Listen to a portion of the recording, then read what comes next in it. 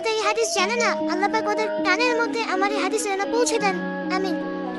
নবী সাল্লাল্লাহু আলাইহি ওয়াসাল্লাম বলেছেন, আমি মেরাজের রাতে যখন গিয়েছি তখন এক শ্রেণীর মানুষকে দেখেছি, ওদেরকে শাস্তি দেয়া হচ্ছে।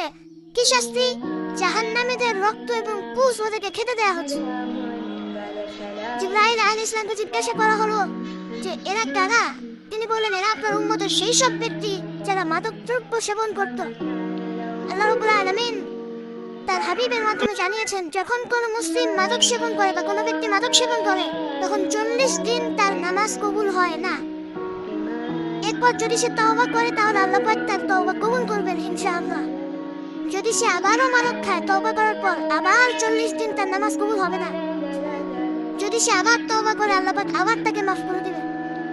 যদি সে আবারও মাদক খায়, আবার 40 দিন তার নামাজ কবুল হবে না। তারপর যদি আবার তওবা করে আবার আল্লাহ তাকে মাফ করে দিবেন। এরপরেও যদি সে আবার মাদক দ্রব্য সেবন করে, নবী সাল্লাল্লাহু আলাইহি ওয়াসাল্লাম বলেছেন, তাকে আল্লাহ রাব্বুল আলামিন পরকালে মৃত্যুর পরে তিনাতুল হাবাল পান করাবেন। তিনাতুল হাবাল। জিজ্ঞাসা করা হল, ইয়া রাসূলুল্লাহ, তিনাতুল হাবাল কি জিনিস? নবী সাল্লাল্লাহু আলাইহি ওয়াসাল্লাম উত্তর দিচ্ছেন, এটা হচ্ছে জাহান্নামীদের রক্ত, মাংস, এগুলো পুড়ে পচে যে রসটা বের হবে, এটা হচ্ছে তিনাতুল হাবাল।